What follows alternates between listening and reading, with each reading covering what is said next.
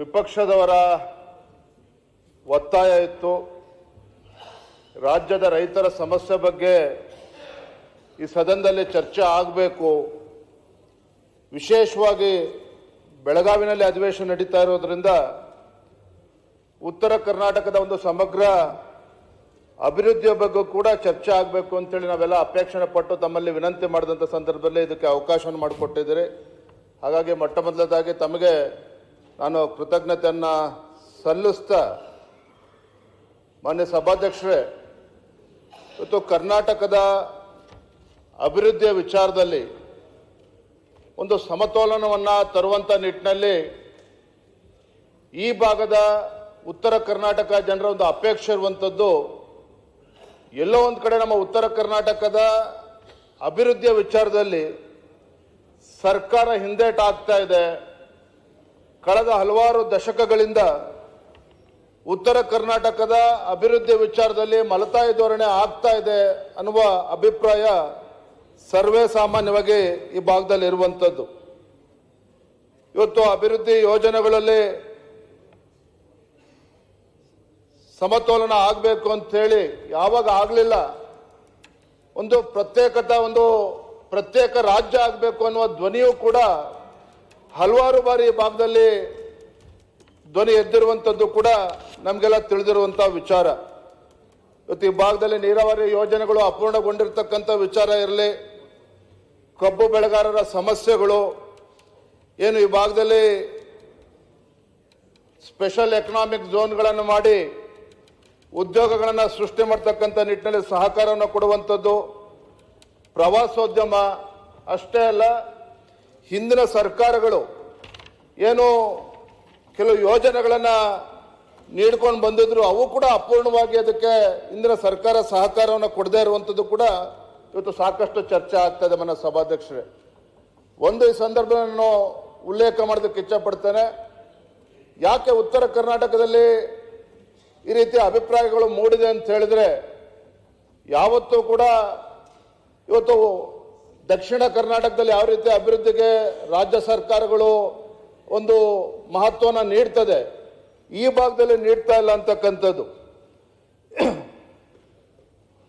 ಒಂದು ಅಭಿವೃದ್ಧಿ ಕಡೆಗಣನೆ ಆಗಿರ್ತಕ್ಕಂಥದ್ದು ಇರ್ಬೋದು, ಮತ್ತೆ ಕಾವೇರಿಗೆ ಸಿಗ್ತಕ್ಕಂಥ ನ್ಯಾಯ ಕೃಷ್ಣಾಗೆ ಸಿಗ್ತಾ ಇಲ್ಲ, ತುಂಗಭದ್ರಾಗೆ ಸಿಗ್ತಕ್ಕಂಥ ನ್ಯಾಯ ಈ ಭಾಗದ ಘಟಪ್ರಭಾ ಮಲ್ಲಪ್ರಭೆಗೆ ಸಿಗ್ತಾ ಇಲ್ಲ ಅನ್ನುವ ಚರ್ಚೆ ಸರ್ವೇ ಸಾಮಾನ್ಯವಾಗಿ ನಡೀತಾ ಇದೆ. ಇದ್ರ ಮಧ್ಯೆ ಕಳೆದ ಹಲವಾರು ತಿಂಗಳುಗಳಿಂದ ಕಬ್ಬು ಬೆಳೆಗಾರರ ಸಮಸ್ಯೆ ಇವೆಲ್ಲವೂ ಕೂಡ ಇವತ್ತು ಚರ್ಚೆ ಆಗ್ತಾ ಇದೆ ಮನೆ ಸಭಾಧ್ಯಕ್ಷರೇ. ಹಾಗಾಗಿ ನಾನು ಈ ಸಂದರ್ಭದಲ್ಲಿ ಇನ್ನು ಈ ರಾಜ್ಯ ಸರ್ಕಾರ ಬಂದು 2.5 ವರ್ಷ ಆಗಿದೆ. ಕಳೆದ 2.5 ವರ್ಷದಲ್ಲಿ ಯಾಕೋ ಏನೋ ರಾಜ್ಯ ಸರ್ಕಾರ ರಾಜ್ಯದ ಅಭಿವೃದ್ಧಿ ಇರ್ಬೋದು, ಮತ್ತು ಉತ್ತರ ಕರ್ನಾಟಕದ ನೀರಾವರಿ ಯೋಜನೆಗಳಿರ್ಬೋದು, ಈ ಭಾಗದ ರೈತರ ಸಮಸ್ಯೆ, ಕಬ್ಬು ಬೆಳೆಗಾರ ಇರ್ಬೋದು, ಮೆಕ್ಕೆಜೋಳ ಬೆಳೀತಕ್ಕಂಥ ರೈತರ ವಿಚಾರ ಇರ್ಬೋದು, ತೊಗರಿ ಬೆಳೀತಕ್ಕಂಥ ರೈತರ ವಿಚಾರ ಇರ್ಬೋದು, ಒಟ್ಟಾರೆಯಾಗಿ ರೈತರ ಬಗ್ಗೆ ಈ ರಾಜ್ಯ ಸರ್ಕಾರ ಗಮನ ಹರಿಸದೇ ಇರುವಂಥದ್ದು ಅಥವಾ ದಿವ್ಯ ನಿರ್ಲಕ್ಷ್ಯವನ್ನು ಏನು ರಾಜ್ಯ ಸರ್ಕಾರ ಇವತ್ತು ತಾಳಿರ್ತಕ್ಕಂಥದ್ದು, ಒಂದು ರೀತಿ ಈ ಭಾಗದ ರೈತರು ಸರ್ಕಾರದ ವಿರುದ್ಧ ಒಂದು ಆಕ್ರೋಶವನ್ನ ವ್ಯಕ್ತಪಡಿಸ್ತಾ ಇದ್ದಾರೆ ಮಾನ್ಯ ಸಭಾಧ್ಯಕ್ಷರೇ. ಒಂದು ಕಡೆ ಈ ಸರ್ಕಾರ ಉತ್ತಮ ಗುಣಮಟ್ಟದ ಬೀಜವನ್ನ ವಿತರಣೆ ಮಾಡುವಂಥದ್ದಾಗಲಿ, ರೈತ ಬೆಳೆದಂಥ ಬೆಳೆಗೆ ಒಂದು ವೈಜ್ಞಾನಿಕ ಬೆಲೆ ಅಥವಾ ಮಾರುಕಟ್ಟೆ ನಿರ್ಮಾಣ ಮಾಡ್ತಕ್ಕಂಥದ್ದಾಗಲಿ, ಇವೆಲ್ಲದರಲ್ಲೂ ಕೂಡ ಸಂಪೂರ್ಣವಾಗಿ ವಿಫಲ ಆಗಿದೆ ಅಂತ ಹೇಳಿದ್ರೆ ತಪ್ಪಾಗಲಾರ್ದು ಮಾನ್ಯ ಸಭಾಧ್ಯಕ್ಷರೇ. ಬೆಲೆ ಕುಸಿತ ಇರ್ಬೋದು, ಅಸಮರ್ಪಕ ಬೆಳೆ ಪರಿಹಾರ ಇರ್ಬೋದು, ನೀರಾವರಿ ಯೋಜನೆಗಳು ನೆನೆಗುದಿಗೆ ಬಿದ್ದಿರುವಂಥದ್ದು, ಮತ್ತು ಏನಿವತ್ತು ಸರ್ಕಾರಿ ಇಲಾಖೆಗಳಲ್ಲಿ ನೇಮಕಾತಿ ಆಗದೇನೆ ಇವತ್ತು ಯುವಕರು ಇವತ್ತು ಪರದಾಡ್ತಾ ಇರ್ತಕ್ಕಂಥದ್ದು ಕೂಡ ನಾವು ನೋಡ್ತಾ ಇದ್ದೇವೆ. ಇದರ ನಡುವೆ ಇವತ್ತು ಮುಖ್ಯಮಂತ್ರಿ ಕುರ್ಚಿಗೆ ಕಾಳಗ ಇವತ್ತು ಪ್ರಾರಂಭ ಆಗಿದೆ ಕಳೆದ ಕೆಲವಾರು ತಿಂಗಳುಗಳಿಂದ. ಇದರ ಪರಿಣಾಮ ರಾಜ್ಯ ಸರ್ಕಾರಕ್ಕೆ, ಮಾನ್ಯ ಮುಖ್ಯಮಂತ್ರಿಗಳಾದ ಹಾಗೆ ಸಚಿವ ಸಂಪುಟ ಸದಸ್ಯರಿಗೆ ರಾಜ್ಯದ ಸಮಸ್ಯೆ ಆಗಲಿ, ರೈತರ ಸಮಸ್ಯೆ ಆಗಲಿ, ಉತ್ತರ ಕರ್ನಾಟಕದ ಸಮಸ್ಯೆ ಬಗ್ಗೆ ಯಾವ್ದೊಂದು ಕಾಳಜಿ ತೋರ್ತಾ ಇಲ್ಲ ಅನ್ನುವ ಭಾವನೆ ಇವತ್ತು ಎಲ್ಲ ಕಡೆ ಇವತ್ತು ಇರುವಂಥದ್ದು ಮಾನ್ಯ ಸಭಾಧ್ಯಕ್ಷರೇ. ನಾನು ವಿಶೇಷವಾಗಿ ಸಂದರ್ಭದಲ್ಲಿ ಉಲ್ಲೇಖ ಮಾಡುವಂಥದ್ದು ಪ್ರಪ್ರಥಮವಾಗಿ ರೈತರ ವಿಚಾರದಲ್ಲಿ. ಇವತ್ತು ರೈತರು ಕೃಷಿಕರು ಅದು ಯಾಕೇನೋ ಗೊತ್ತಿಲ್ಲ, ಮಾನ್ಯ ಮುಖ್ಯಮಂತ್ರಿಗಳೇ ಕೃಷಿಕರ ಬಗ್ಗೆ ಎಷ್ಟೊಂದು ಅಸಡ್ಡೆ ಯಾಕೆ ನಮಗೂ ಕೂಡ ಅರ್ಥ ಆಗ್ತಾ ಇಲ್ಲ. ಅತಿವೃಷ್ಟಿ ಆದಂಥ ಸಂದರ್ಭದಲ್ಲಿ ನಾನು ಕೂಡ ರಾಜ್ಯದ ಅಧ್ಯಕ್ಷನಾಗಿ ಗುಲ್ಬರ್ಗ, ಬೀದರ್, ರಾಯಚೂರು, ಕೊಪ್ಪಳ ಜಿಲ್ಲೆ ಎಲ್ಲ ಕಡೆನೂ ಪ್ರವಾಸ ಮಾಡಿದ್ವಿ. ವಿರೋಧ ಪಕ್ಷದ ನಾಯಕರು ಸಹ ಬೆಳಗಾವಿ ಮತ್ತು ವಿಜಯಪುರ ಜಿಲ್ಲೆಗಳಲ್ಲಿ ಪ್ರವಾಸವನ್ನು ಮಾಡಿದ್ರು. ನಮಗೆ ಹೋದಾಗ ಆಶ್ಚರ್ಯ ಆಗಿರ್ತಕ್ಕಂಥದ್ದು, ಇವತ್ತು ರೈತರು ಅವರು ಬೆಳೆದಂಥ ಬೆಳೆ ಇವತ್ತು ಕೈಗೆ ಬಂದಂಥ ತುತ್ತು ಬಾಯಿಗೆ ಬರದೇ ಇರತಕ್ಕಂಥ ಸಂದರ್ಭದಲ್ಲಿ ರಾಜ್ಯ ಸರ್ಕಾರದ ಕರ್ತವ್ಯ ಇತ್ತು ಮಾನ್ಯ ಸಭಾಧ್ಯಕ್ಷರೇ.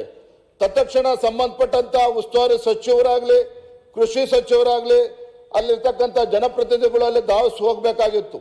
ಯಾವ ರೈತ ಸಂಕಷ್ಟದಲ್ಲಿದ್ದಾರೆ, ಸಂಕಷ್ಟದಲ್ಲಿರ್ತಕ್ಕಂಥ ರೈತ ಬೆಳೆ ನಾಶ ಆದಾಗ ಆ ಬಡವ ತನ್ನ ಮನೆಯನ್ನ ಕಳ್ಕೊಂಡಂತ ಸಂದರ್ಭದಲ್ಲಿ ರಾಜ್ಯ ಸರ್ಕಾರ ತತ್ಕ್ಷಣ ಸ್ಪಂದನೆ ಮಾಡಬೇಕಾಗಿರ್ತಕ್ಕಂಥದ್ದು ಅದರ ಆದ್ಯ ಕರ್ತವ್ಯ ಆಗಿತ್ತು. ಇವತ್ತು ಸಂದರ್ಭ ಹೇಗೆ ಸೃಷ್ಟಿ ಆಯಿತು ಅಂತ ಹೇಳಿದ್ರೆ, ಮಾನ್ಯ ಮುಖ್ಯಮಂತ್ರಿಗಳು ಹೆಲಿಕಾಪ್ಟರ್ ತೆಗೆದುಕೊಂಡು ವೈಮಾನಿಕ ಸಮೀಕ್ಷೆ ಮಾಡಿದ್ರು. ಅದು ತಪ್ಪು ಅಂತ ನಾನು ಹೇಳ್ತಾ ಇಲ್ಲ. ಆದರೆ ಸಚಿವರು ಕೂಡ ಹೆಲಿಕಾಪ್ಟರ್ ತಗೊಂಡು ವೈಮಾನಿಕ ಸಮೀಕ್ಷೆ ಮಾಡ್ತೇವೆ, ಇವತ್ತು ಗ್ರೌಂಡ್ ರಿಯಾಲಿಟಿ ಏನು ಅಂತೇಳಿ ಅರ್ಥ ಮಾಡ್ಕೊಳ್ತಕ್ಕಂಥ ಪ್ರಯತ್ನ ಮಾಡೋದಿಲ್ಲ ಅಂತ ಹೇಳಿದ್ರೆ ಯಾವ ರೀತಿ ರಾಜ್ಯ ಸರ್ಕಾರ ಇವತ್ತು ರೈತರ ಸಮಸ್ಯೆಗೆ ಸ್ಪಂದನೆ ಮಾಡೋದಕ್ಕೆ ಸಾಧ್ಯ ಆಗ್ತದೆ ಮಾನ್ಯ ಸಭಾಧ್ಯಕ್ಷರೇ? ಇವತ್ತು ಈ ರೀತಿ ಒಂದು ಅಸಡ್ಡೆಯನ್ನು ಇವತ್ತು ರಾಜ್ಯ ಸರ್ಕಾರ ಏನು ತೋರ್ತಾ ಇದೆ. ಎಲ್ಲೋ ಒಂದ್ ಕಡೆ ಈ ರಾಜ್ಯ ಸರ್ಕಾರ ಒಂದು ರೀತಿ ಬೇಜವಾಬ್ದಾರಿತನದ ವರ್ತನೆ ಇವತ್ತೇನಿದೆ, ಇವತ್ತು ಎಲ್ಲೋ ಒಂದ್ ಕಡೆ ರಾಜ್ಯ ಸರ್ಕಾರದ ಒಂದು ಇಚ್ಛಾಶಕ್ತಿಯ ಕೊರತೆನೂ ಕೂಡ ಇವತ್ತು ಎದ್ದು ಕಾಣ್ತಿದೆ ಅನ್ನೋದನ್ನ ಈ ಸಂದರ್ಭದಲ್ಲಿ ಹೇಳ್ತೇನೆ.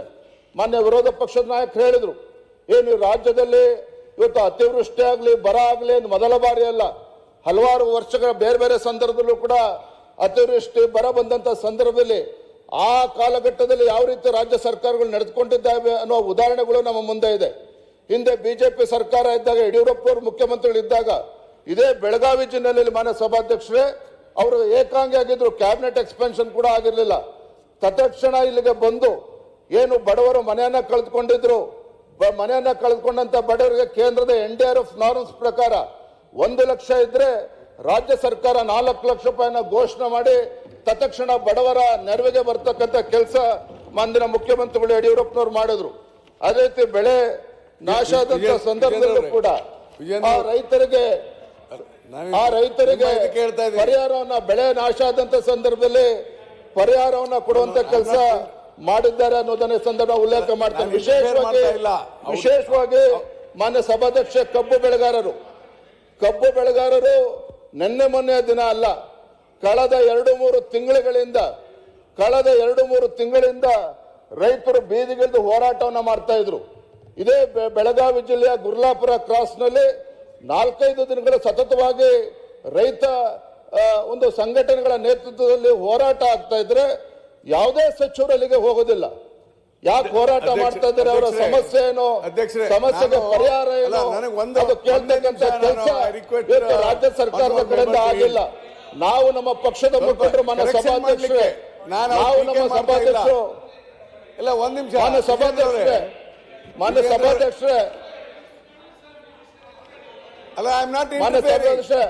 ಆಮೇಲೆ ಸ್ಪಷ್ಟನೆ ಕೊಡ್ಲಿ,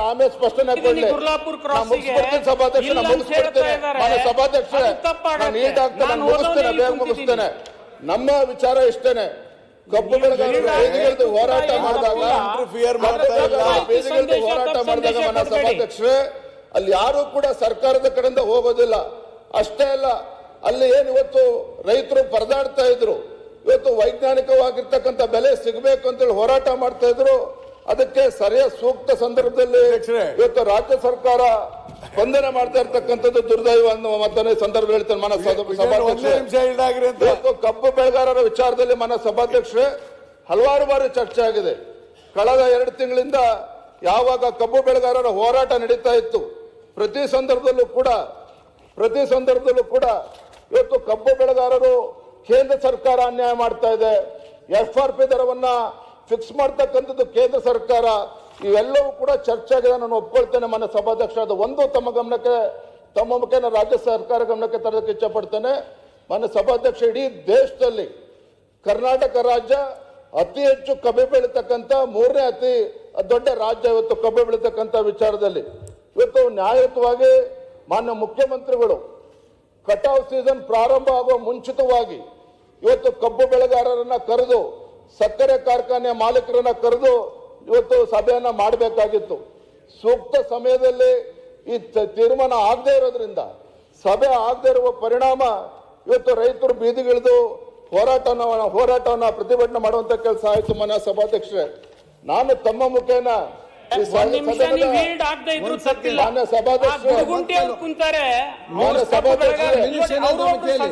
ಅವರು ಈ ಸಭೆ ಸದಸ್ಯರು ಅವರೇ ಹೇಳ್ಬಿಡ್ಲಿ ಅವ್ರ ಸಮಸ್ಯೆ ಏನಿದಾವನ್ನ. ನಿಮ್ ಹಿಂದೆ ಇದ್ದಾರೆ, ಅವ್ರು ಹೇಳಿ ಒಂದ್ ಮಾತು. ತಪ್ಪು ಮಾಹಿತಿ ಹೋಗ್ಬಾರ್ದು, ತಪ್ಪು ಮಾಹಿತಿ ಹೋಗ್ಬಾರ್ದು. ನಿಮ್ಮ ಕಾರ್ಖಾನೆ ಮಾಲೀಕರು ಏನೇನ್ ಹೇಳಿದಾರೆ ಅನ್ನೋದು ಇವತ್ತು ಹೈಕೋರ್ಟ್ ನಲ್ಲಿ ಇದೆ ಅಧ್ಯಕ್ಷರೇ. ತಪ್ಪು ಮಾಹಿತಿ ಹೋಗ್ಬಾರ್ದು. ಹೈಕೋರ್ಟ್ ನಲ್ಲಿ ಏನ್ ರೀಚ್ ಆಗಿದ್ದಾರೆ ಅನ್ನೋದು ಅವ್ರ ಪಾರ್ಟಿ ಮೆಂಬರ್ ಅವ್ರ ಇವತ್ತು ಅವ್ರ ಕಡೆಯಿಂದ ಉತ್ತರ ಅಲ್ಲಿ ಬಂದು ರೈತರಿಗೆ ಉತ್ತರನ ಕೊಡಬೇಕಾಗಿತ್ತು. ಇಲ್ಲಿ ನೀವು ಮಾತಾಡಕ್ಕೆ ಅವಕಾಶ ಕೊಟ್ಟಿದ್ರೆ ಮಾತಾಡ್ತಾ ಇದ್ದೇನೆ. ನೀವೇನ್ ಸುಳ್ಳು ಮಾತಾಡಿದ್ರೆ ಸುಳ್ಳು ಹೇಳ್ತಾ ಇಲ್ಲ, ಮತ್ತೆ ಯಾವ್ದು ಸುಳ್ಳು ಹೇಳ್ತಾ ಇಲ್ಲ. ಎರಡು ಕಡೆಯಿಂದ ಕೇಳಿ ಹೇಳ್ತಾರೆ ವಿಜೇಂದ್ರ ಅವರೇ. ಕಬ್ಬು ಮಾಲೀಕರು ನಿಮ್ಮ ಪಾರ್ಟಿ ಅವ್ರು ಏನ್ ಮನವಿ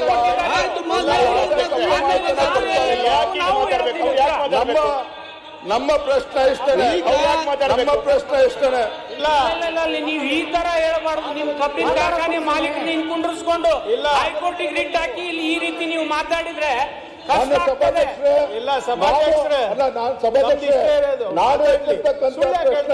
ಸಚಿವರು ವೈಮಾನಿಕ ಸಮೀಕ್ಷೆ ಮಾಡಿದ್ರು ಅಂತ ಇದ್ದಾರೆ. ಇವರಲ್ಲೇ ಬಂದಿದ್ದಾರೆ. ನಾವೆಲ್ಲ ಪ್ರಮಾಣದಲ್ಲಿ ಸಚಿವರೆಲ್ಲ ಹೆಲಿಕಾಪ್ಟರ್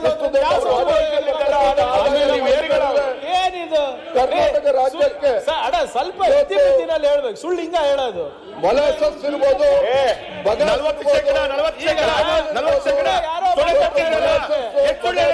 ಎಥನಾಲಿಂದ ಬಿಜೆಪಿ ರಾಜ್ಯಾಧ್ಯಕ್ಷರು ಹಿಂಗೆ ಸದನಕ್ಕೆ ಸುಳ್ಳು ಹೇಳೋದು ಸರಿನಾ?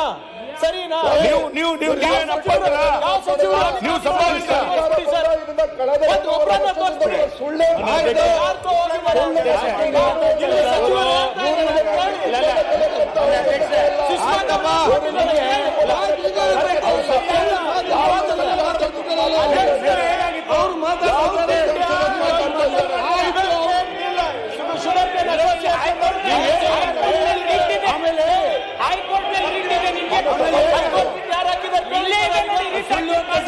ಅವರು ಮಾತಾಡಿದ್ರೆ ನೀವೇ ಕೇಳಿದ್ದೀರಿ.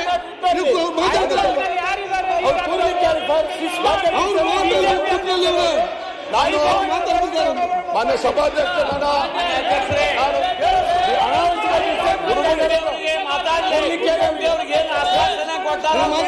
ವಿಜೇಂದ್ರ ಸಭಾಧ್ಯಕ್ಷ, ನಾನು ಕಬ್ಬಿನ ವಿಚಾರದಲ್ಲಿ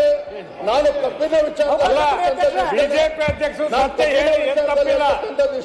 ಸಭಾಧ್ಯಕ್ಷರೇ, ಇವತ್ತು ರಾಜ್ಯದಲ್ಲಿ ಎಷ್ಟು ದೊಡ್ಡ ಪ್ರಮಾಣದಲ್ಲಿ ಇವತ್ತು ಕಬ್ಬು ಹರಿಯುವಂತ ಕೆಲಸ ಏನಾಗ್ತಾ ಇದೆ, ರಾಜ್ಯ ಸರ್ಕಾರಕ್ಕೆ ಅದರಿಂದ ಎಷ್ಟು ಲಾಭ ಬರ್ತಾ ಇದೆ ತೆರಿಗೆ ಮೂಲಕ, ಕೇಂದ್ರ ಸರ್ಕಾರಕ್ಕೆ ಎಷ್ಟು ತೆರಿಗೆ ಮೂಲಕ ಹಣ ಬರ್ತದೆ ಅನ್ನೋದನ್ನು ಉಲ್ಲೇಖ ಮಾಡ್ತೇನೆ.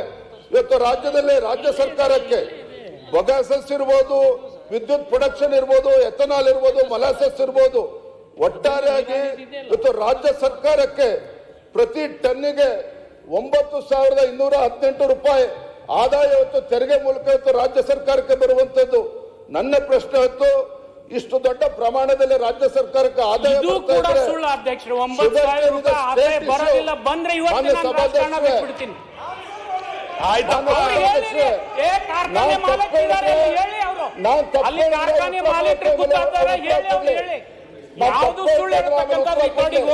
ಅಲ್ರಿ ಕಾರ್ಖಾನೆ ಮಾಲೀಕರು ಹೇಳಿದ್ರೆ ಇವ್ರು ಕೇಳ್ತಾರನ್ರಿ?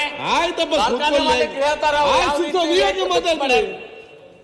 ಹಿಂದೆ ಮಾನ್ಯ ಸಿದ್ದರಾಮಯ್ಯರು ಹಿಂದೆನೂ ಕೂಡ ಮುಖ್ಯಮಂತ್ರಿಗಳಾಗಿದ್ದಾಗ ಇದೇ ಬೆಳಗಾವಿನಲ್ಲಿ ವಿಠ್ಠಲ್ ಅರಬಾವಿ ಅಂತಕ್ಕಂಥ ಒಬ್ಬ ರೈತ ಕಬ್ಬು ಬೆಳೆಗಾರ ಆತ್ಮಹತ್ಯೆ ಮಾಡಿಕೊಂಡ್ರು. ಅವತ್ತು ಕೂಡ ಯಡಿಯೂರಪ್ಪನವರು ಇದೇ ಬೆಳಗಾವಿನಲ್ಲಿ ಎಲ್ಲ ಬಿಜೆಪಿ ಎಲ್ಲರೂ ಕೂಡ ಹೋರಾಟವನ್ನು ಮಾಡಿದ್ರು. ಅವತ್ತಿನ ಸಂದರ್ಭದಲ್ಲೇ ಸನ್ಮಾನ್ಯ ಅಂದಿನ ಮುಖ್ಯಮಂತ್ರಿಗಳು ಸಿದ್ದರಾಮಯ್ಯನವರು ಸರ್ಕಾರದಿಂದ 150 ರೂಪಾಯಿ ದರ ಹೆಚ್ಚು ಕೊಡುವ ನಿರ್ಧಾರವನ್ನು ಸಿದ್ದರಾಮಯ್ಯನವರು ಮಾಡಿದ್ರು. ನಾನು ಇವತ್ತು ಕೇಳ್ತಾ ಇರ್ತಕ್ಕಂಥ ಪ್ರಶ್ನೆ, ಇಷ್ಟೊಂದು ಆದಾಯ ರಾಜ್ಯ ಸರ್ಕಾರಕ್ಕೆ ಬರ್ತಾ ಇರಬೇಕಾದ್ರೆ ಇವತ್ತು ಕೇವಲ 50 ರೂಪಾಯಿ ಅಷ್ಟೇ ಇವರು ದರವನ್ನ ಜಾಸ್ತಿ ಮಾಡಿರುವಂತದ್ದು. ಇಷ್ಟೆಲ್ಲ ಲಾಭ ಮಾಡ್ತಾ ಇದ್ರು ಸಹ ಯಾಕೆ ರಾಜ್ಯ ಸರ್ಕಾರಕ್ಕೆ ಇವತ್ತು ಕಬ್ಬು ಬೆಳೆಗಾರರ ಸಂಕಷ್ಟಕ್ಕೆ ಸ್ಪಂದನೆ ಮಾಡೋದಕ್ಕೆ ಸಾಧ್ಯ ಆಗಲಿಲ್ಲ ಅನ್ನುವ ಪ್ರಶ್ನೆನ ನಾನು ತಮ್ಮ ಮುಖೇನ ಈ ಸಂದರ್ಭ ಕೇಳಲಿಕ್ಕೆ ಇಚ್ಛೆ ಪಡ್ತೇನೆ ಮನೆ ಸಭಾಧ್ಯಕ್ಷರೇ. ಎರಡನೇದು ಮೆಕ್ಕೆಜೋಳ ಬೆಳೆತಕ್ಕಂಥ ವಿಚಾರ, ಮೆಕ್ಕೆಜೋಳದ ಬಗ್ಗೆ ಮಾತನಾಡ್ತೇನೆ ಸಭಾಧ್ಯಕ್ಷರೇ. ಮೆಕ್ಕೆಜೋಳ ಇವತ್ತು ಕರ್ನಾಟಕ ರಾಜ್ಯದಲ್ಲಿ 54 ಲಕ್ಷ ಮೆಟ್ರಿಕ್ ಟನ್ ಅಷ್ಟು ಮೆಕ್ಕೆಜೋಳ ಬೆಳೆಯುವಂತದ್ದು ಮನೆ ಸಭಾಧ್ಯಕ್ಷರೇ. ಬೆಳೆತಕ್ಕಂಥದ್ದು ಬೆಳಗಾವಿ ಇರ್ಬೋದು, ಮುಖ್ಯಮಂತ್ರಿ ಮಾತಾಡೋದು ಬೆಳಗಾವಿ ಇರ್ಬೋದು, ಶಿವಮೊಗ್ಗ, ದಾವಣಗೆರೆ, ಚಿತ್ರದುರ್ಗ, ಕೋಲಾರ, ಚಿಕ್ಕಬಳ್ಳಾಪುರ ಇವೆಲ್ಲ ಜಿಲ್ಲೆಗಳಲ್ಲಿ ಮೆಕ್ಕೆಜೋಳವನ್ನು ಬೆಳೆಯುವಂತದ್ದು ಮಾನ್ಯ ಸಭಾಧ್ಯಕ್ಷರೇ. ಮೆಕ್ಕೆಜೋಳ ಬೆಳೀತಕ್ಕಂಥ ರೈತರು ರಾಜ್ಯ ಸರ್ಕಾರಕ್ಕೆ ವಿನಂತಿ ಮಾಡಿದ್ದೇನು, ಅವರೇನು ರಾಜ್ಯ ಸರ್ಕಾರಕ್ಕೆ ಮೆಕ್ಕೆಜೋಳ ಬೆಳೆಯುವಂತ ರೈತರು ಸರಿಯಾದ ಸಂದರ್ಭಕ್ಕೆ ಖರೀದಿ ಕೇಂದ್ರವನ್ನ ಪ್ರಾರಂಭ ಮಾಡಿ ಅನ್ನುವ ವಿನಂತಿಯನ್ನಷ್ಟೇ ಮೆಕ್ಕೆಜೋಳ ಬೆಳೀತಕ್ಕಂಥ ರೈತರು ಮನವಿ ಮಾಡಿದ್ದು.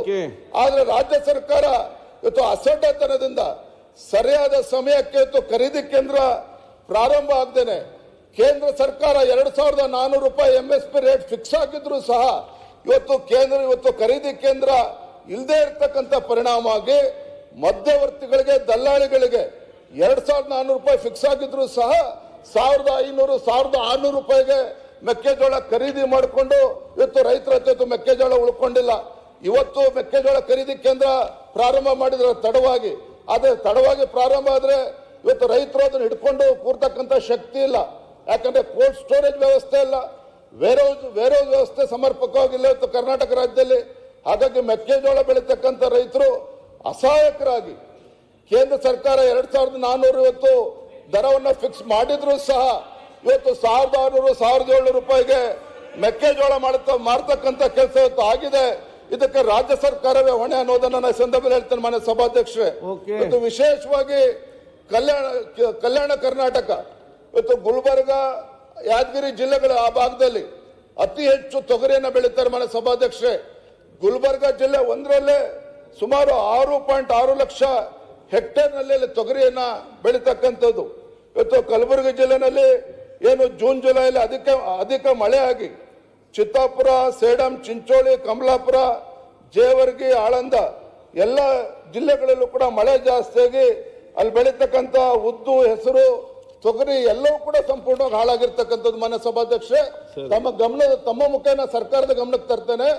ಏನು ತೊಗರಿ ಬೆಳೀತಾ ಇದ್ದಾರೆ 80% ಅಷ್ಟು ಮಾನ್ಯ ಸಭಾಧ್ಯಕ್ಷರೇ, 80% ಅಷ್ಟು ತೊಗರಿ ಬೆಳೆ ಹೊತ್ತು ಸಂಪೂರ್ಣ ನಾಶ ಆಗಿರ್ತಕ್ಕಂಥದ್ದು.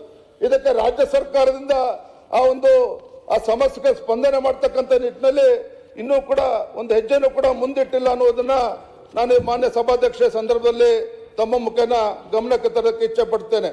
ಇವತ್ತು ತುಂಗಭದ್ರಾ ಅಣೆಕಟ್ಟಿನ ವಿಚಾರದಲ್ಲಿ ಸಾಕಷ್ಟು ಚರ್ಚೆ ಆಗಿದೆ. ಇವತ್ತೇನು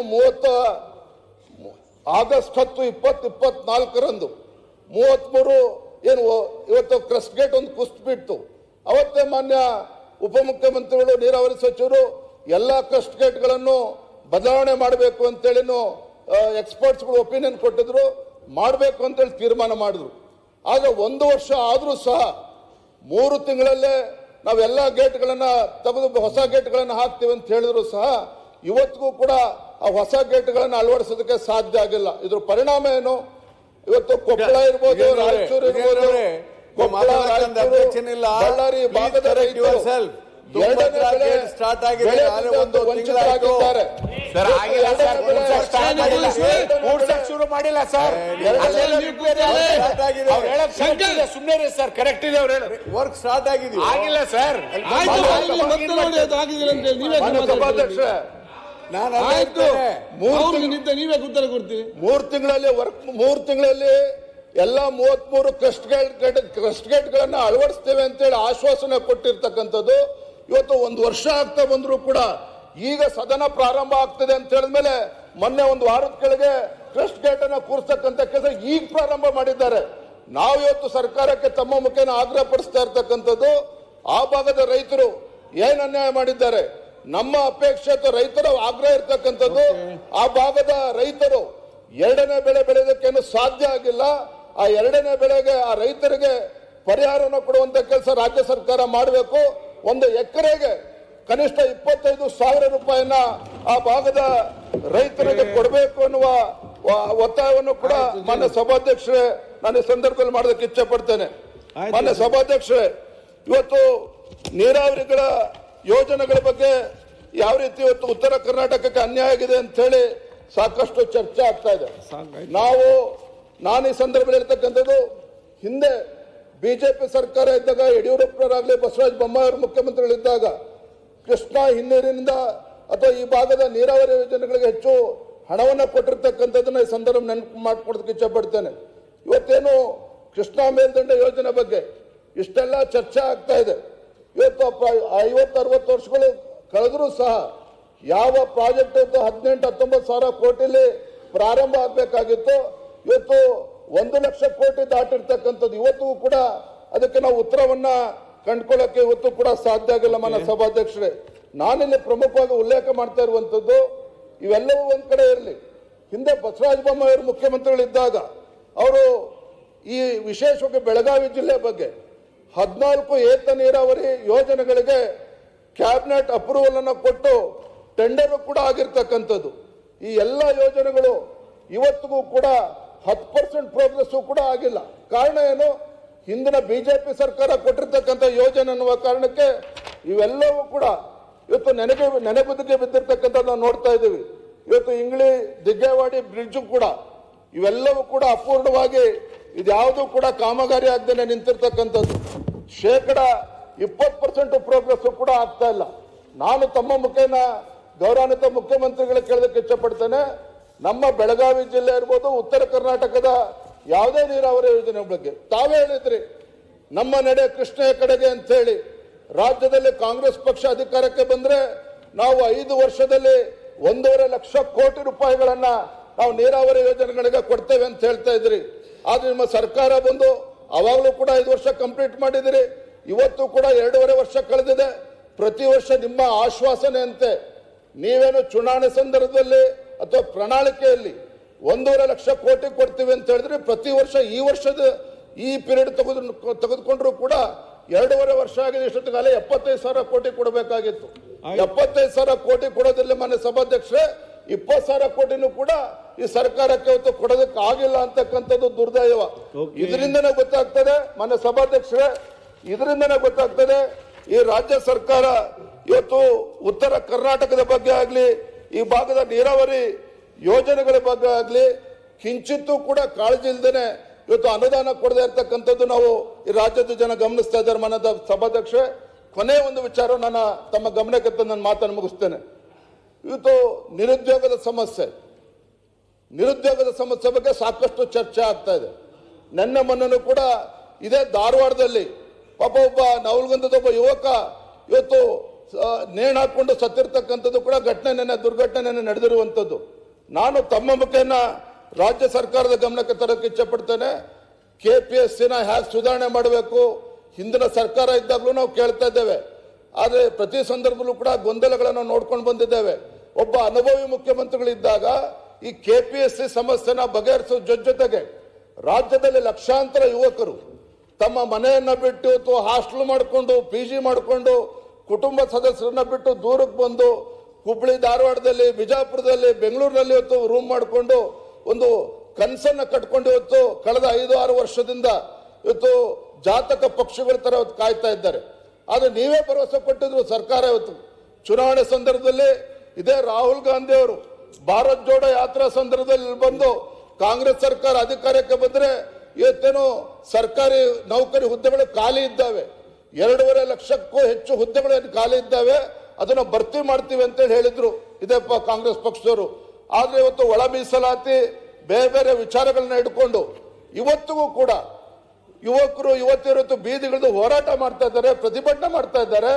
ಆ ಹೋರಾಟ ಪ್ರತಿಭಟನೆ ಮಾಡ್ತಕ್ಕಂಥ ಯುವಕ ಯುವತಿಯರನ್ನ ಇವತ್ತು ಸರ್ಕಾರ ಅರೆಸ್ಟ್ ಮಾಡ್ತಕ್ಕಂಥ ಕೆಲಸವನ್ನು ಮಾಡ್ತಾ ಇರ್ತಕ್ಕಂಥದ್ದು ಇದು ಲಜ್ಜೆಗೇಡಿನ ವರ್ತನೆ. ಇವತ್ತು ರಾಜ್ಯದಲ್ಲಿರ್ತಕ್ಕಂಥ ಪ್ರತಿಯೊಬ್ಬ ಯುವಕರು ಕೂಡ ಇದ್ರ ಬಗ್ಗೆ ಇವತ್ತು ಬೇಸರ ವ್ಯಕ್ತಪಡಿಸ್ತಾ ಇರ್ತಕ್ಕಂಥ ಮಾನ್ಯ ಸಭಾಧ್ಯಕ್ಷೆ, ನಾನು ಇಷ್ಟೇ ಕೇಳ್ತಕ್ಕಂಥದ್ದು ಮಾನ್ಯ ಸಭಾಧ್ಯಕ್ಷೆ, ಈ ನಾಡಿನ ಯುವಕರ ತಾಳ್ಮೆಯನ್ನ ಪರೀಕ್ಷೆ ಮಾಡೋದಕ್ಕೆ ಹೋಗೋದು ಬೇಡ. ಈ ರಾಜ್ಯದಲ್ಲಿರ್ತಕ್ಕಂಥ ಯುವಕ ಯುವತಿಯರು ಕಳೆದ 10 ವರ್ಷಗಳಿಂದ ಇವತ್ತು ಸರ್ಕಾರದ ಲೋಪದಿಂದ ಇವತ್ತು ಎಲ್ಲವನ್ನೂ ಕೂಡ ತಾಳ್ಮೆಯಿಂದ ನೋಡ್ಕೊಂಡು ಬಂದಿದ್ದಾರೆ. ಈಗಲಾದ್ರೂ ಕೂಡ ರಾಜ್ಯ ಸರ್ಕಾರ ಎಚ್ಚೆತ್ತುಕೊಂಡು ಇವತ್ತು ಯುವಕರು ಬೀದಿಗಳಿಂದ ಹೋರಾಟ ಮಾಡ್ತಾ ಇದ್ದಾರೆ. ಅವರಿಗೆ ನ್ಯಾಯವನ್ನ ಕೊಡುವಂತ ಕೆಲಸ ಈಗಲಾದ್ರೂ ಮಾಡಬೇಕು ಅನ್ನುವ ಆಗ್ರಹವನ್ನ ತಮ್ಮ ಮುಖೇನ ಮಾನ್ಯ ಸಭಾಧ್ಯಕ್ಷ ನಾನು ಮಾಡ್ತಾ ಇದ್ದೇನೆ. ನಾನು ಇಷ್ಟೇ ಹೇಳ್ತಕ್ಕಂಥದ್ದು ಮಾನ್ಯ ಸಭಾಧ್ಯಕ್ಷರೇ, ಇವತ್ತು ಕಳೆದ 2.5 ವರ್ಷದಲ್ಲಿ ಇವರೇನೇ ಗ್ಯಾರಂಟಿಗಳ ಬಗ್ಗೆ ಭಾಷಣ ಹೊಡೆದ್ರು ಸಹ ಇವತ್ತು ಗೃಹಲಕ್ಷ್ಮಿ ಮತ್ತೊಂದಿರ್ಬೋದು. ಗೃಹಲಕ್ಷ್ಮಿ ಅಂತಕ್ಕಂಥದ್ದು ಒಂದು ರೀತಿ ಚುನಾವಣಾ ಲಕ್ಷ್ಮಿ ಆಗಿದೆ. ಲೋಕಸಭಾ ಚುನಾವಣೆ ಬಂದಾಗ ಬ್ಯಾಂಕ್ ಅಕೌಂಟ್ಗೆ ಹಾಕ್ತಾರೆ, ಜಿಲ್ಲಾ ಪಂಚಾಯತಿ ಚುನಾವಣೆ ಬಂದಾಗ ಅವಾಗ ಹಾಕ್ತಾರೆ ಹೊರತು ಇದು ಯಾವುದೂ ಕೂಡ ಸರಿಯಾದ ರೀತಿ ಜನರಿಗೂ ಕೂಡ ತಲುಪ್ತಲ್ಲ. ಇದ್ರ ಮಧ್ಯ ಇವತ್ತು ಶಾಸಕರಿಗೆ ಅನುದಾನ ಕೊಡ್ತಕ್ಕಂಥದ್ದಾಗ್ಲಿ ಎಲ್ಲ ವಿಚಾರದಲ್ಲೂ ಕೂಡ ಇವತ್ತು ರಾಜ್ಯ ಸರ್ಕಾರ ಎಡವಿರ್ತದಂತೂ ಗ್ರಾಮೀಣ ಅಭಿವೃದ್ಧಿ, ಶಿಕ್ಷಣ ಕ್ಷೇತ್ರ ಇರ್ಬೋದು, ಇವತ್ತು ಗ್ರಾಮೀಣ ಅಭಿವೃದ್ಧಿ ಇರ್ಬೋದು, ಎಲ್ಲಾ ರಂಗದಲ್ಲೂ ಕೂಡ ಇವತ್ತು ಸಂಪೂರ್ಣ ವಿಫಲ ಆಗಿರ್ತಕ್ಕಂಥದ್ದು. ಈಗಲಾದ್ರೂ ಕೂಡ ಸರ್ಕಾರ ಎಚ್ಚೆತ್ತುಕೊಂಡು ಯಾರು ಎಷ್ಟು ದಿನ ಮುಖ್ಯಮಂತ್ರಿ ಇರ್ತಾರೆ, ಮುಂದೆ ಯಾರು ಮುಖ್ಯಮಂತ್ರಿ ಇರ್ತಾರೆ ಅನ್ನೋದಕ್ಕಿಂತ ಹೆಚ್ಚಾಗಿ ರಾಜ್ಯದ ಜ್ವಲಂತ ಸಮಸ್ಯೆಗಳಿಗೆ ಸರ್ಕಾರ ಸ್ಪಂದನೆ ಮಾಡುವಂತ ಕೆಲಸ ಸರ್ಕಾರ ಮಾಡಬೇಕು ಅನ್ನೋ ಆಗ್ರಹವನ್ನ ನಾನು ಈ ಸಂದರ್ಭದಲ್ಲಿ ಮಾಡ್ತಾ ಇದ್ದೇನೆ. ಸಭಾಧ್ಯಕ್ಷರೇ ನಮಸ್ಕಾರ. ಶಿವಲಿಂಗ ಅವರು. ಸನ್ಮಾನ್ಯ ಅಧ್ಯಕ್ಷರೇ, ಏನು ಉತ್ತರ ಕರ್ನಾಟಕದ ಜ್ವಲಂತ ಸಮಸ್ಯೆಗಳು ಮತ್ತು